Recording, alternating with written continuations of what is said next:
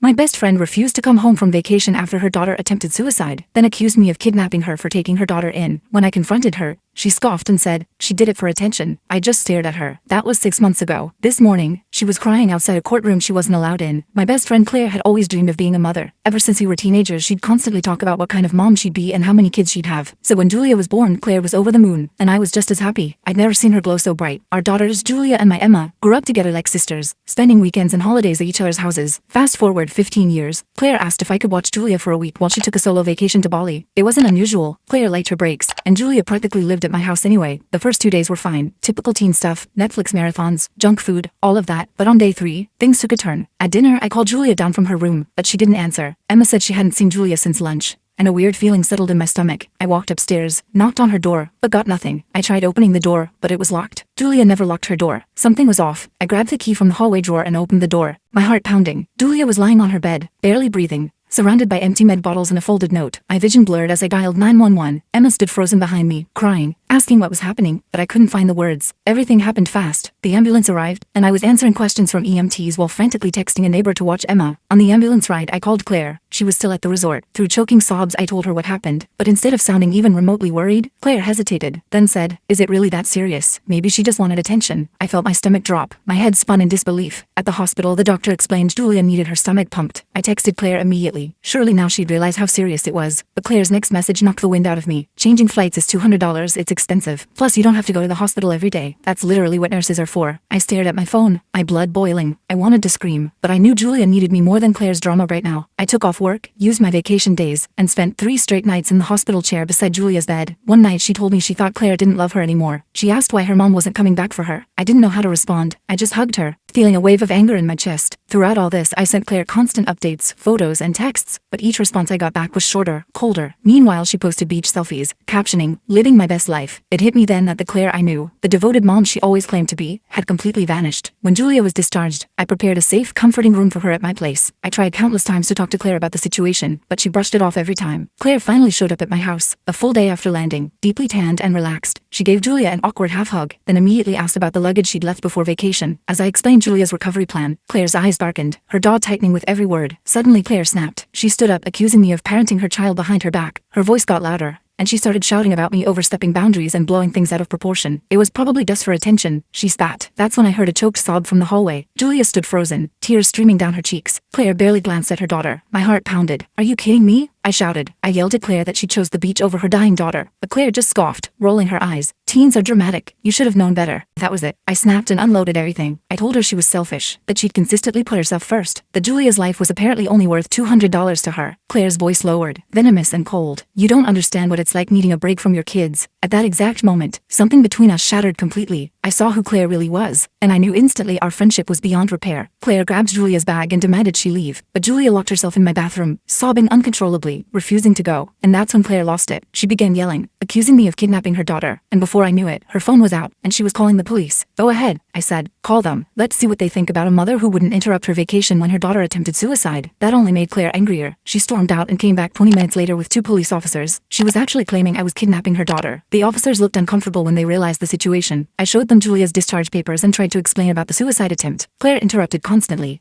spinning some tale about me being obsessed with her daughter and trying to replace her as Julia's mother. "Ma'am, where is the minor now?" one officer asked. "She locked herself in the bathroom because she's afraid to go with her mother," I explained. The female officer asked if she could try talking to Julia. She knocked gently on the bathroom door. "Julia, I'm Officer Martinez. Can we talk for a minute?" After some coaxing, Julia unlocked the door. She looked terrible, red-faced and trembling. The moment she emerged, Claire started in on her. "Julia, stop this ridiculous behavior right now. You're causing a scene for no reason." The officers exchanged glances. The female officer suggested they talk to Julia privately. Claire objected, but the male officer firmly told her they needed to hear from Julia directly. While they were talking, Claire paced the hallway, loudly complaining about me poisoning her daughter against her. Emma, who'd been sitting quietly in the waiting area, started recording Claire on her phone without anyone noticing. After about 15 minutes, the officers returned with Julia. Officer Martinez said, "This seems beyond our jurisdiction. This is a family matter that needs professional intervention." She made a call, and a CPS worker named Ms. Thompson arrived about an hour later. Ms. Thompson interviewed Julia privately, while Claire continued her tirade about me in the hallway. When Ms. Thompson finished talking with Julia, she suggested that Julia stay somewhere she felt safe for 72 hours, while proper evaluations could be conducted. Claire looked like she might explode. but apparently realized making another scene in front of CPS wouldn't help her case. Fine, 72 hours, but I want to get some of her things from the guest room. I didn't trust Claire to be alone anywhere near Julia, so I went with her to collect Julia's belongings from my house. As soon as we were upstairs, Claire turned on me. You think you've won? I'm going to destroy your life for this. Julia is my daughter, not yours. I'll make sure everyone knows what kind of person you really are. What Claire didn't know was that Emma had followed us upstairs and was recording from the hallway. On the recording, you can clearly hear Claire say, I don't even want to deal with a moody teenager. Do you think I enjoy this? When Claire left, she slammed every door she could find and peeled out of our driveway fast enough to leave tire marks. Her parting words were that she'd be back with real authorities who would take her side. I called my sister immediately. She's a family attorney, and I needed advice ASAP. She told me to document everything, every text, every interaction, every witness, start a journal, save screenshots, record dates, and times of everything. That night, my phone blew up with messages from mutual friends. Claire had started posting on social media that I was mentally unstable and had kidnapped her daughter. Some friends were asking what was going on.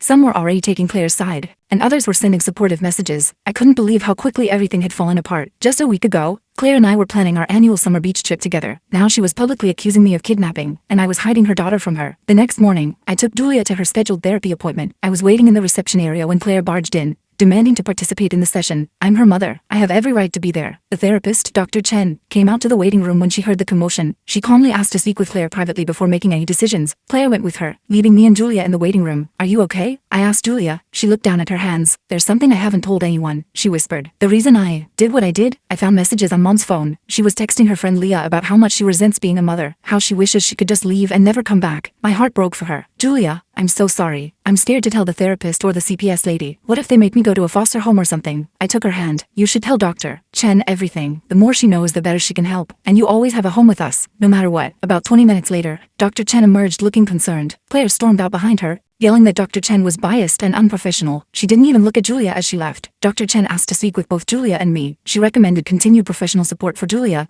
and suggested it would be best if Julia remained in a stable, supportive environment, meaning our home, at least temporarily. Back at my house, we got a notice that Claire had filed for an emergency custody hearing. I started to panic, but then Ms. Thompson from CPS called. She explained that Dr. Chen had filed a report expressing serious concerns about Claire's parenting. The emergency hearing had been postponed pending a formal investigation. That should have been a relief, but it just marked the beginning of the battle. Claire started calling and texting Julia constantly, alternating between guilt trips, I guess you don't love me anymore, and love bombing, you're my whole world, baby girl. Then she'd switch to messages like, stop exaggerating what happened, and you're making me look bad. Julia showed me all the messages, and I helped her block her mother's number while documenting everything for CPS. It broke my heart to see Julia having to protect herself from her own mother. News about the situation spread through our social circle. Most of our friends were supportive once they understood what had happened, but Claire managed to convince a few people that I was trying to steal her daughter. These friends started calling me and even showing up at my house to talk some sense into me. One afternoon, I decided to take the girls for ice cream, hoping to get away from the stress for a bit. In the parking lot of the ice cream shop, we ran into Claire's best friend Megan. She immediately pulled out her phone and started filming us, yelling about parental alienation and how I was brainwashing Julia. I hustled the girls back to the car while they both cried. This is my life now, documenting everything, consulting with my sister about legal options, supporting Julia through her recovery, and trying to shield both girls from Claire's increasingly erratic behavior. The CPS investigation is ongoing, and Julia's school counselor has been calling me with concerns since Julia hasn't been attending. I keep asking myself how we got here. How did 15 years of friendship disintegrate so completely? And more importantly, how did I never see this side of Claire before? Was she always like this, and I just didn't notice? Or did something change? Whatever the case, I'm committed to being there for Julia for as long as she needs me. She deserves to feel safe and loved, and if Claire can't provide that, then I will. But I'm scared about what Claire might do next. She's already proven she'll go to extreme lengths, even calling the police with false accusations. What happens when the 72-hour period is up? What happens if the courts send Julia back to her? I'm trying to take it one day at a time, but the stress is overwhelming. Emma is worried about her friend. My husband is supportive but concerned about the legal implications, and I'm just trying to keep everything from falling apart completely. The CPS 72-hour cooldown period was almost up, and I was a nervous wreck about what would happen next. Julia hadn't slept through a single night without nightmares since her hospital stay. I'd hear her crying at 2 a.m. and find her sitting in the hallway between our bedroom and Emma's room,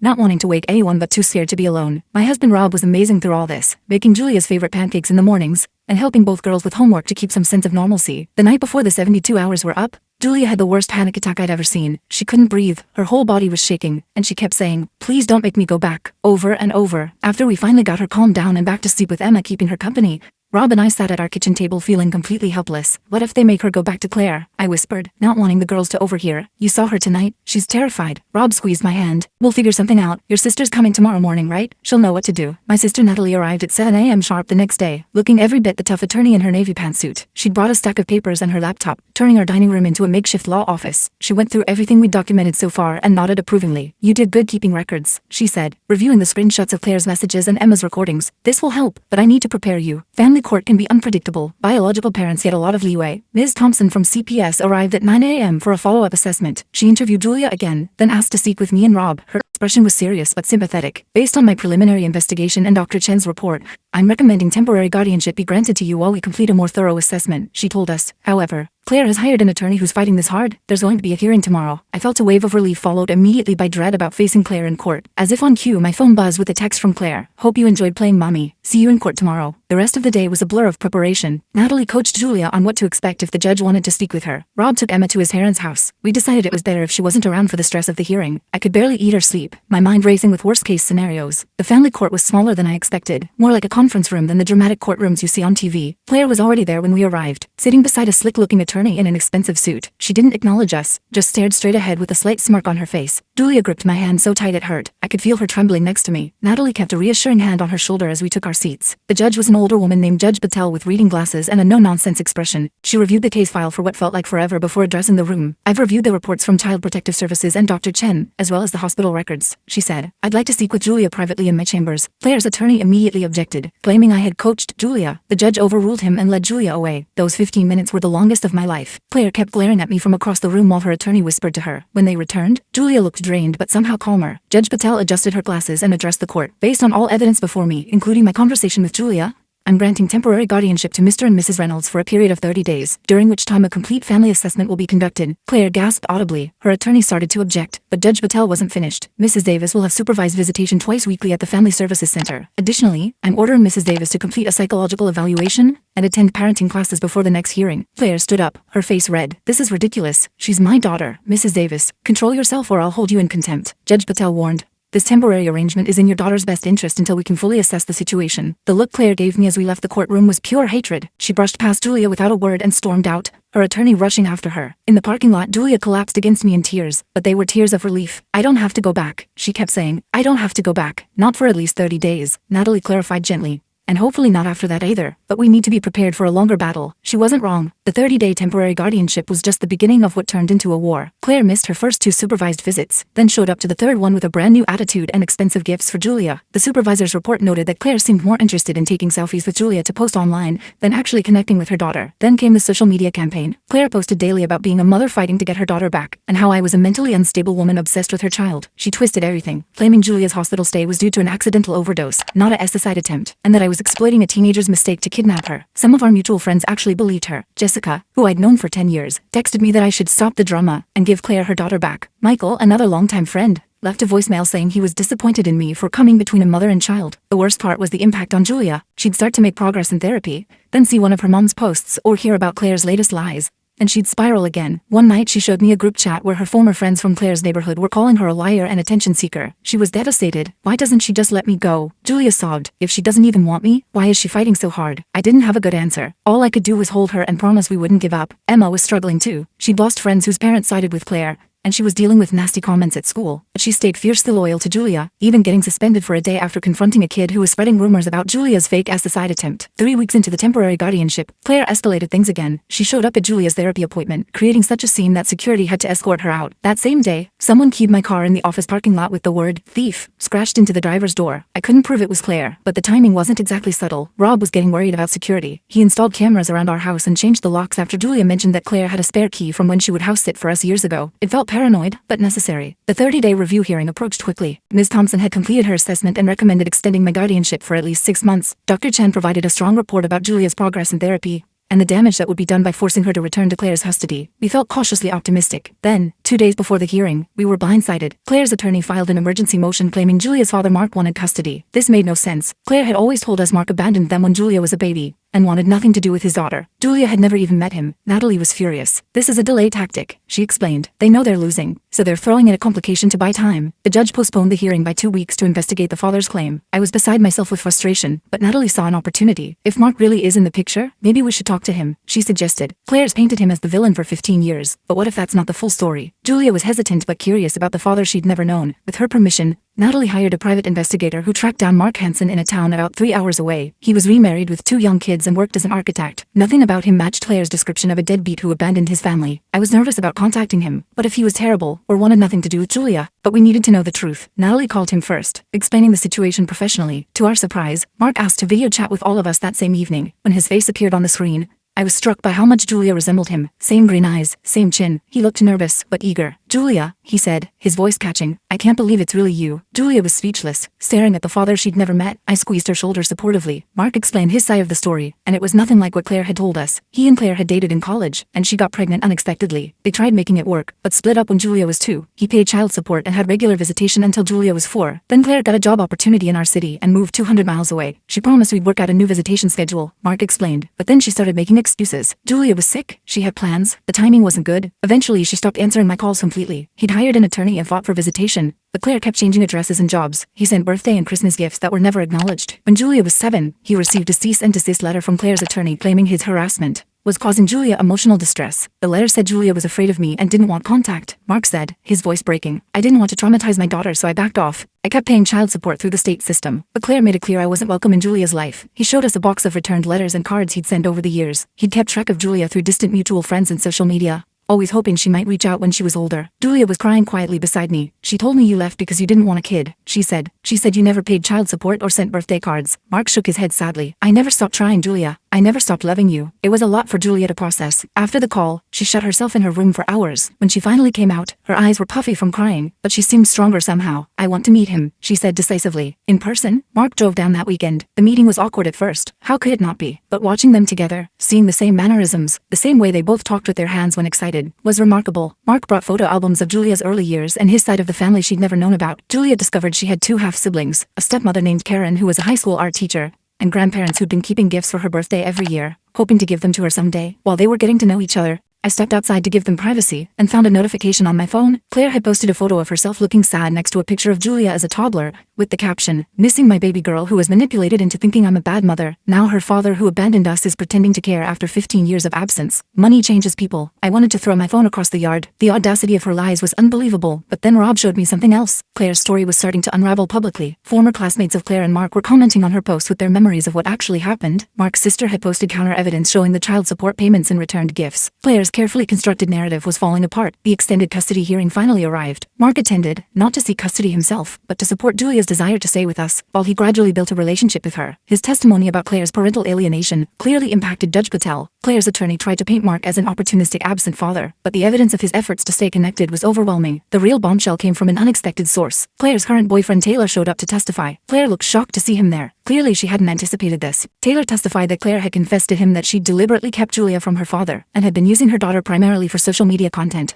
About being a dedicated single mom, Claire completely lost it in the courtroom, screaming that Taylor was lying because she dumped him. Judge Patel had to threaten her with contempt of court again to restore order. When the dust settled, Judge Patel extended my guardianship of Julia for 6 months, with Claire limited to supervised visitation once a week. She also granted Mark visitation rights and ordered family therapy for all parties involved. Claire was required to complete parenting classes and individual therapy before the court would reconsider her custody position. Outside the courtroom, Claire stormed up to me, her face twisted with rage. "This isn't over," she hissed. "You've turned everyone against me, but I'll get my daughter back." Mark stepped between us. "Claire, that's enough. This isn't about you versus Sarah. It's about what Julia needs right now." Claire ignored him, focusing her fury on me. "You think you're so perfect. Such a great mother. I'll make sure everyone knows the truth about you." Taylor, who was still nearby, pulled Claire away before security needed to get involved. I was shaking as we left the courthouse, but Julia looked calmer than she had in weeks. She'd stood up to her mother in court, telling Judge Patel clearly that she didn't feel safe with Claire and wanted to stay with us. It had taken tremendous courage. Life settled into a new normal for a few weeks. Julia continued therapy twice weekly. She started visiting Mark and his family on occasional weekends, building a relationship gradually. She even returned to school part-time, with a modified schedule and support from the school counselor. Claire, meanwhile, attended exactly 1 parenting class before dropping out. She skipped her first 2 supervised visits with Julia,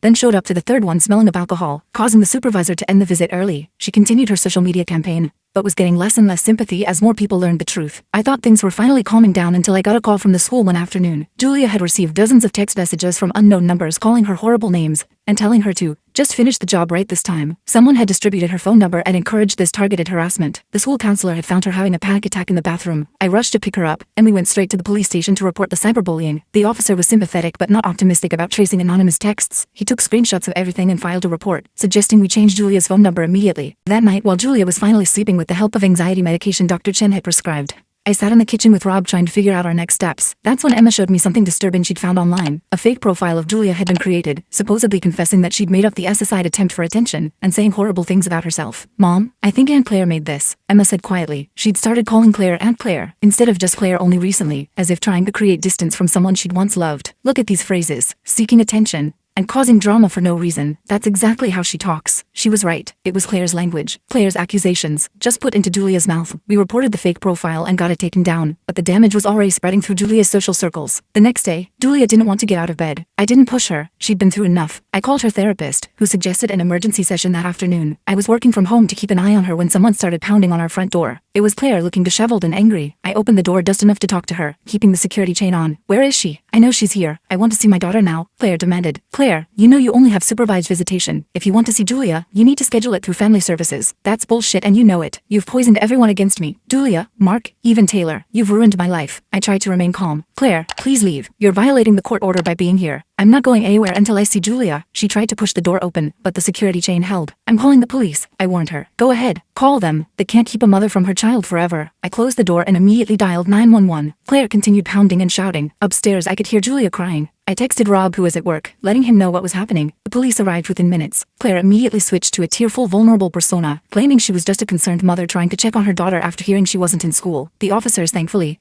had been briefed on our case and knew about the court orders in place. They firmly but politely escorted Claire off our property, warning her that she could be arrested if she returned. As they were leaving, Claire looked back at the house and shouted, "I'll never stop fighting for her. Never." The incident shook all of us. Julia was terrified that Claire would come back when the police weren't around. Emma was angry, saying she wished Claire would just disappear. Rob started talking about installing better security systems, maybe even moving to a different neighborhood. Dr. Chen suggested that Julia write a letter to Claire, not to send, but to express all her feelings that she'd been bottling up. Julia spent hours on it, filling pages with years of hurt, confusion, and anger. When she finally let me read it, I was struck by her insight and maturity. "I think I understand now," she wrote. "Mom never really wanted me for me. She wanted what I represented, the perfect daughter for her perfect mom image. When I started having my own problems and opinions, I didn't fit her story anymore. But I'm not a character in her story. I'm a real person." Reading those words broke my heart, but also filled me with pride for this incredible young woman. Despite everything, Julia was finding her voice and her strength. A week later, we got news that would change everything again. The police had traced the anonymous harassing text to a burner phone purchased at a convenience store near Claire's apartment. The store had security footage of Claire buying the phone. Additionally, Taylor had provided the police with messages where Claire discussed her plans to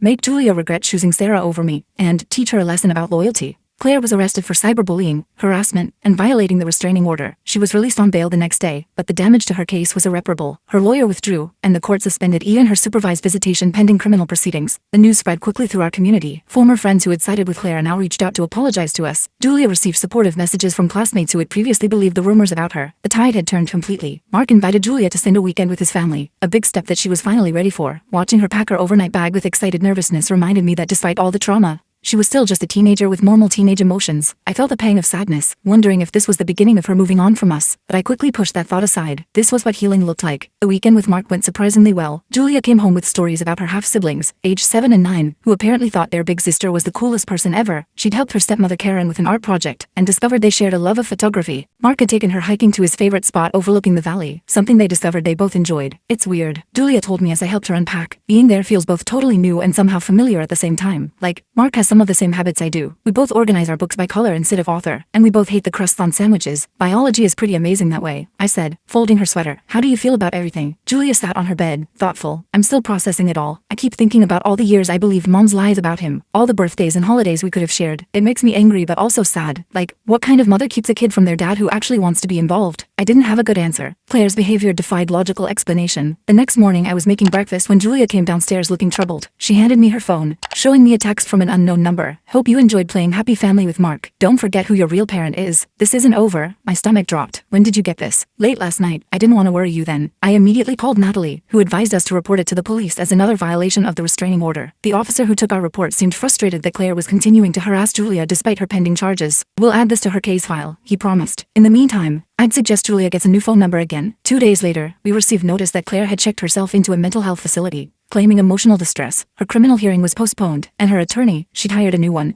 filed a motion claiming she needed treatment, not punishment. I had mixed feelings about this development. Part of me wanted Claire to get the help she obviously needed. Another part suspected this was just another manipulation tactic to gain sympathy from the court. Either way, it gave us a temporary reprieve from her harassment. Julia used this calmer period to focus on school and building relationships with both her dad and her friends. Some days were better than others. She still had nightmares and anxiety attacks, but they were becoming less frequent. Dr. Chen noted significant progress in their sessions. Claire remained in the mental health facility for 3 weeks. Upon her release, she was diagnosed with narcissistic personality disorder and prescribed medication and therapy. Her criminal case resulted in a plea deal, probation and mandatory mental health treatment, plus an extended restraining order preventing her from contacting Julia in any way for 1 year. The custody situation became more complicated, with Mark now actively involved. He petitioned for shared custody with us. Claire's attorney fought to maintain her parental rights despite her restricted access. Judge Patel ordered a comprehensive family evaluation to determine the best permanent arrangement for Julia. Through all this legal maneuvering, Julia remained with us, gradually spending more time with Mark and his family. Claire complied with her treatment plan superficially, but continued posting passive-aggressive content on social media about parental alienation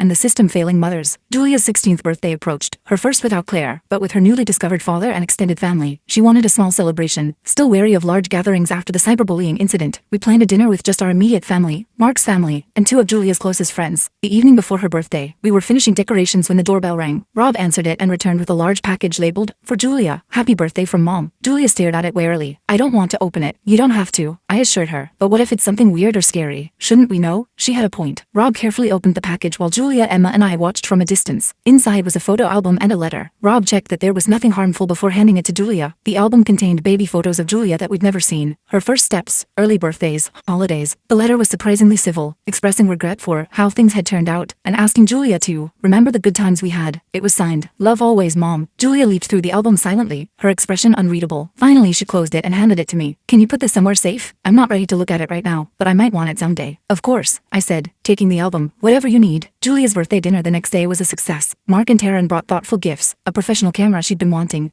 and a handmade quilt with fabric from her grandparents' old clothes, creating a connection to the family history she'd missed. Emma gave her a friendship bracelet she'd made herself, with charms representing inside jokes only they understood. Rob and I gave her a letter officially inviting her to live with us for as long as she wanted, along with a key to our house on a special keychain. It wasn't the most exciting gift, but the symbolism meant everything to Julia. She hugged us both for a long time, whispering "thank you" over and over. As the custody evaluation continued, we settled into a routine. Julia split weekends between our home and Mark's, with special occasions shared between both families. Claire remained on the periphery, completing her court-ordered treatments and occasionally sending appropriate cards or messages through her attorney. 6 months after Julia's suicide attempt, the final custody hearing was scheduled. The evaluator recommended a unique arrangement. Primary physical custody would remain with us since Julia was settled in our home and doing well, with regular visitation with Mark and his family. Claire would be allowed monthly supervised visits once she completed her treatment program, with the possibility of expanded access after a year of demonstrated stability. In the courtroom, we braced for Claire's objections, but she surprised everyone by accepting the arrangement without argument. She looked different, calmer, less polished, more authentic somehow. When given the chance to address the court, she actually apologized. "I recognize that my behavior has hurt my daughter," she said, her voice steady. "I've been focusing on what I wanted, rather than what Julia needed. I'm committed to getting better so I can be the mother she deserves, even if that looks different than I imagined." Judge Patel seemed impressed by Claire's statement and approved the custody arrangement, with periodic court reviews to ensure everyone was adhering to the terms.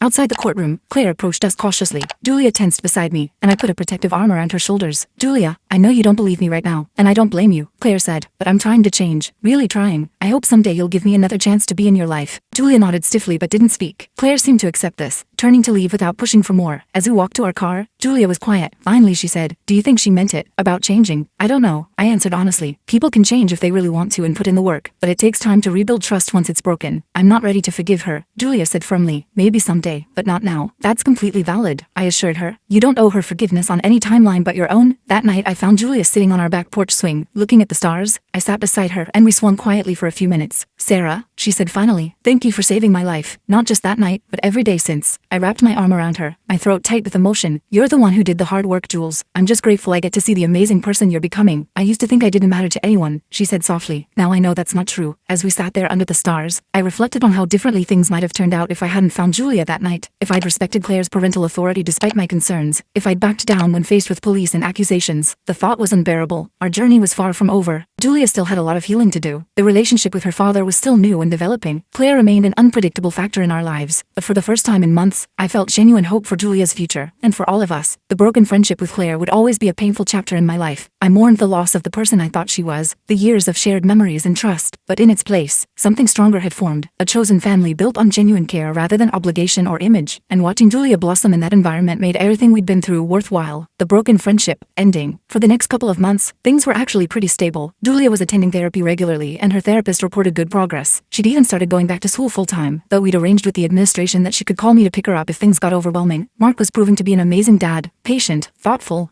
and totally committed to building a relationship with Julia at her pace. But I should have known Claire wouldn't stay quiet for long. Right after winter break, Julia came home from school looking upset. Apparently Claire had created a whole Mother's Rights Facebook group specifically about our situation. She'd recruited some moms from Julia's old neighborhood, and was posting daily about being separated from her child by a manipulative friend. The worst part was she'd posted old photos of Julia without permission, including some from her hospital stay. How did she even get those? Julia asked, her hands shaking as she showed me her phone. I never gave her permission to share these. I called Natalie immediately, and she helped us file a complaint for violation of the restraining order and unauthorized use of Julia's images, but the damage was already spreading online. Some of Claire's followers had found Julia's social media, and were sending her nasty messages about being ungrateful to her mother. We thought we'd have to fight this new battle, but something unexpected happened. One of the moms in Claire's group, a woman named Diane, reached out to me privately. She joined thinking she was supporting a wronged mother, but after seeing some inconsistencies in Claire's stories, she'd done some digging. I found the court records, Diane wrote, and they don't match what Claire's telling everyone. I confronted her about it, and she went ballistic, accusing me of betraying her. I think several people are starting to see through her act. Sure enough, within days, Claire's support group imploded. Several members posted public apologies to Julia after discovering they'd been manipulated. Claire took down the entire group and went suspiciously quiet online. Do you think she's finally giving up? Rob asked hopefully one night after the girls had gone to bed. I shook my head. I don't think Claire knows how to give up. She's just regrouping. I was right. 2 weeks later, Julia came to me with another concerning development.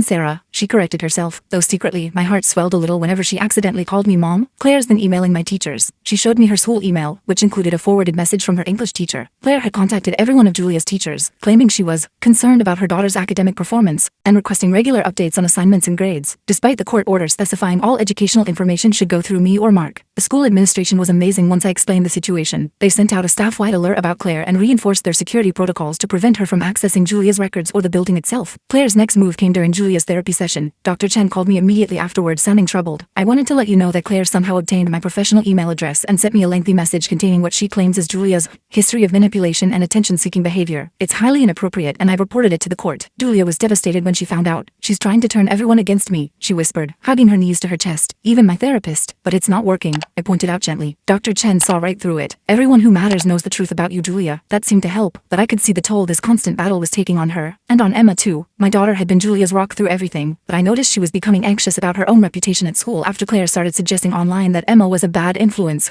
who encouraged Julia's rebellion. I found Emma crying in her room one night after seeing posts where some parents questioned whether their kids should hang out with those troubled girls from the Reynolds house. I sat on her bed and pulled her into a hug. I'm so sorry, sweetheart. This isn't fair to you. Emma wiped her eyes. I don't care what those stupid parents think. I just hate seeing Julia hurt over and over, and I'm scared about what Claire might do next. I was scared too, though I tried not to show it. I was also exhausted. Between work, legal issues, supporting both girls, and trying to maintain some semblance of a normal household, I was running on fumes. Rob was picking up tons of slack, but he was tired too. That's when Mark stepped up in a way I hadn't expected. He adjusted his work schedule to take Fridays off so he could help with school pickup and appointments. He started having Julia and Emma over on those afternoons, giving Rob and me a few hours to catch our breath each week. His wife Karen even dropped off homemade meals a couple times, saying simply, "We're family now. This is what family does." Just as I thought we might be finding a sustainable rhythm, the court scheduled a review of Claire's supervised visitation. There was a possibility they might extend her access if she'd complied with all requirements and shown improvement. 3 days before the review, Julia came to me in tears, showing me her phone. She'd received dozens of texts from unknown numbers with messages like "lying bitch" and "attention whore,"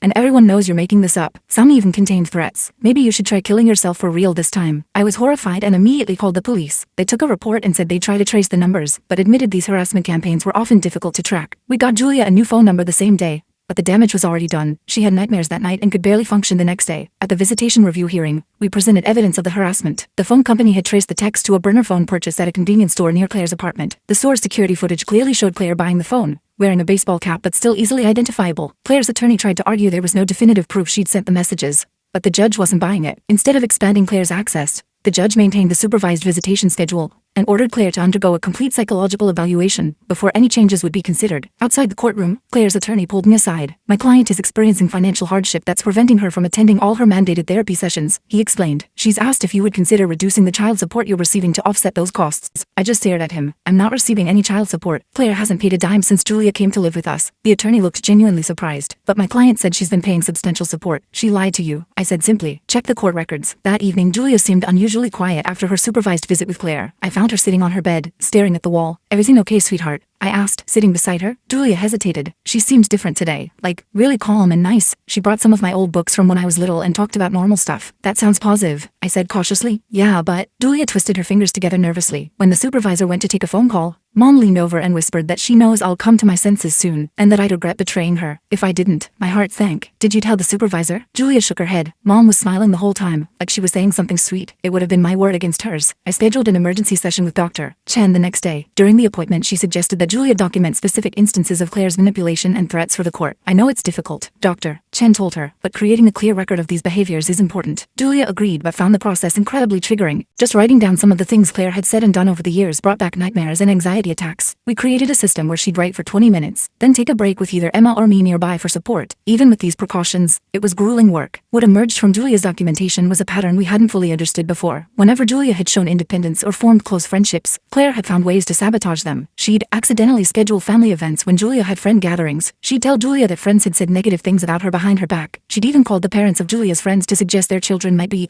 negatively influenced by spending time together. Meanwhile, Claire's psychological evaluation was completed and submitted to the court. Her attorney immediately filed a motion to have it sealed, claiming it contained private medical information irrelevant to the case. We waited anxiously for 2 weeks before the judge ruled that portions relevant to parenting capacity would be disclosed. The unsealed sections were disturbing. The psychologist noted concerning narcissistic patterns and specifically recommended against unsupervised parenting time, stating that Claire viewed Julia as an extension of herself, rather than a separate individual with legitimate needs and feelings of her own. Claire's response was to fire her attorney and claim the psychologist was biased against mothers. The court appointed a guardian ad litem, essentially an independent investigator focused solely on Julia's best interests, to assess the situation from all angles. Linda, the guardian ad litem, was thorough and fair. She interviewed everyone in both households, spoke with Julia's teachers and therapist, and reviewed all the documentation we'd gathered. During her home visit with Claire, she spent over 2 hours talking with her. Claire was very different with Linda than she is with us, Julia said after her own interview with the guardian. She was like super mom of the year, all concerned and warm and stuff. I tried not to worry that Linda might be fooled by Claire's performance, but it was hard. So much depended on her assessment. Then something unexpected happened. One of Claire's friends,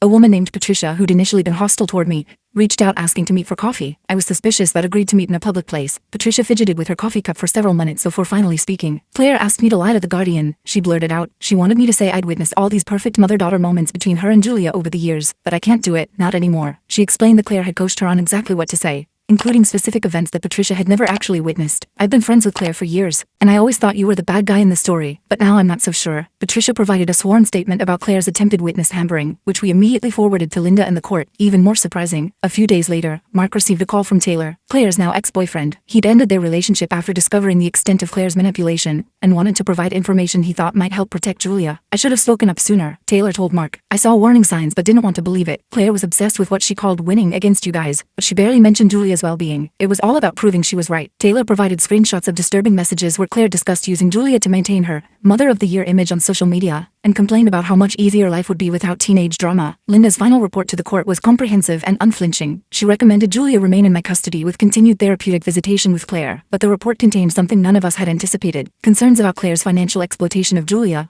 through a fundraising account claiming to be for Julia's recovery and legal defense. The judge immediately froze the account and ordered a financial investigation. It revealed Claire had raised over $15,000 from sympathetic followers online, ostensibly for Julia's treatment and legal fees. Bank records showed the money had actually funded Claire's vacation, shopping sprees, and legal representation. The court ordered Claire to repay all fraudulently obtained funds, and barred her from using Julia's name or image online for any purpose. When news of the financial exploitation spread through our community, public opinion finally shifted decisively in our favor. With her reputation crumbling, Claire made a show of recommitting to her court-ordered therapy and parenting classes. Her new therapist reported she was attending sessions but showed minimal engagement or insight. The court maintained all supervision requirements despite Claire's protests, that she was doing everything asked of her. As Julia's 17th birthday approached, we wanted to make it special. She'd made remarkable progress in therapy, and had even joined an art group for teens dealing with trauma. 2 weeks before her birthday, Claire filed an emergency motion demanding to be included in any celebration as her maternal right. The judge not only denied Claire's motion but reprimanded her attorney for abuse in emergency proceedings. Still, Julia worried Claire might show up anyway and ruin the day, so Mark suggested hosting the celebration at his house in the neighboring state. The party was perfect, just friends and family, good food, and no drama. Julia seemed genuinely happy, laughing with Emma and her half-siblings, showing care in her latest art project, and looking more relaxed than I'd seen her in over a year. When we returned home that evening, we found dozens of boxes stacked on my front porch, all labeled Julia's childhood. Inside was mostly junk, broken toys, stained clothes, even some trash. Clearly Claire's attempt to insert herself into the day, even from a distance. Classic mom, Julia said, sighing as we sorted through the mess. Always has to remind everyone she exists. As the school year progressed, Julia started talking about college. She wanted to visit some art schools on the East Coast, which would require adjusting the custody agreement for out-of-state travel. We filed the appropriate motions months in advance, anticipating Claire's opposition. Sure enough, Claire fought the college visit request, claiming Julia was too emotionally fragile to travel far from home. The guardian ad litem strongly disagreed, noting Julia's excellent academic recovery and emotional growth. The judge not only approved the college visits but praised Julia's resilience in court, making her blush with pride. During their third college visit, Julia received multiple calls from an unknown number, which she ignored following our safety protocols. That night, she got a text with a photo of Claire standing outside the campus building they'd toured that day, clearly showing she'd followed them across state lines. We immediately contacted campus security and cut the visit short. The incident crossed a clear legal line, resulting in formal stalking charges against Claire. As the court date approached, her attorney proposed a comprehensive settlement on all outstanding issues. The offer seemed suspiciously reasonable at first glance. Claire would drop all custody claims in exchange for structured visitation,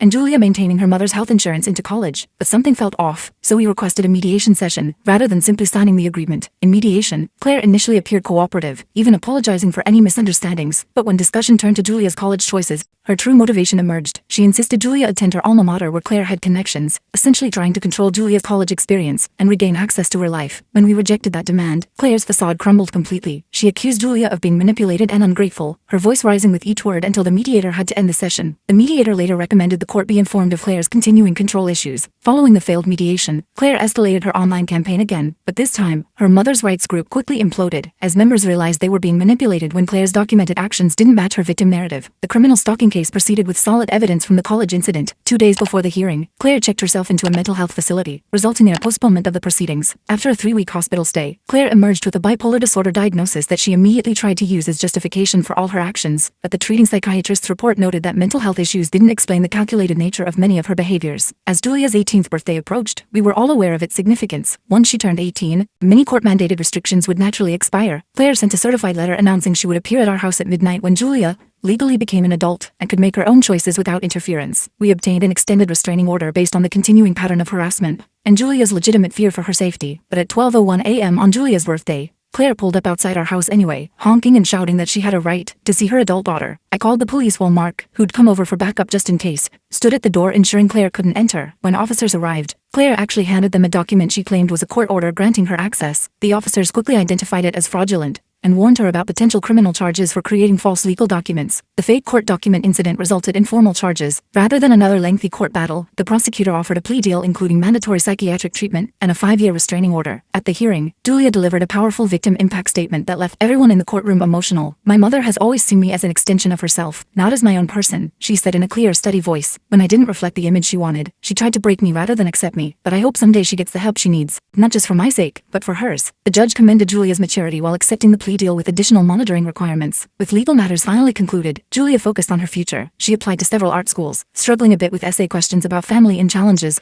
but ultimately crafting honest responses that showcased her resilience. College acceptance letters started arriving in spring, with Julia receiving scholarships to 3 schools including her top choice. The excitement was briefly tempered when we learned Claire had contacted the admissions office claiming Julia's applications contained fraudulent information. But the school quickly dismissed these allegations after we provided documentation. Julia chose a school 4 hours away, close enough to visit regularly, but far enough to feel independent. During orientation, she connected with the school's counseling center and student support services, establishing safety nets before classes even began. 2 weeks before move-in day, Claire sent a seemingly heartfelt letter apologizing and asking to meet just once before Julia left for college. But the letter contained subtle manipulations we'd learned to recognize. and Julia declined the meeting while acknowledging the apology. On moving day, as we packed the car with Julia's belongings, we spotted Claire's car parked down the street. Mark drove ahead to ensure she didn't follow us to campus, while I stayed with Julia, refusing to let Claire taint this milestone. After getting Julia settled in her dorm room, I found it hard to say goodbye. This wasn't how I'd imagined sending a child to college. All the complicated emotions of a normal send-off, plus the extra layer of protectiveness I felt toward this girl who'd become like my own daughter. I'm going to be okay, Julia assured me, recognizing my hesitation. I know what healthy relationships look like now, thanks to you and Rob and Mark and Karen, and you'll call if you need anything? Anything at all? I promise, she said, hugging me tight. You're my family. That doesn't change because I'm in college. During her first month at school, Julia discovered Claire had somehow found her address and sent a package of childhood items. Campus security implemented mail screening and provided extra monitoring of her residence hall, but Julia handled the situation with remarkable composure. By Thanksgiving, when Julia returned home for the break, she seemed more confident and independent. She was thriving academically and had made several friends, including her roommate Casey, who came home with her for the holiday. An unexpected card arrived from Claire with news she'd moved to another state and was finally finding peace. Now, 2 years later,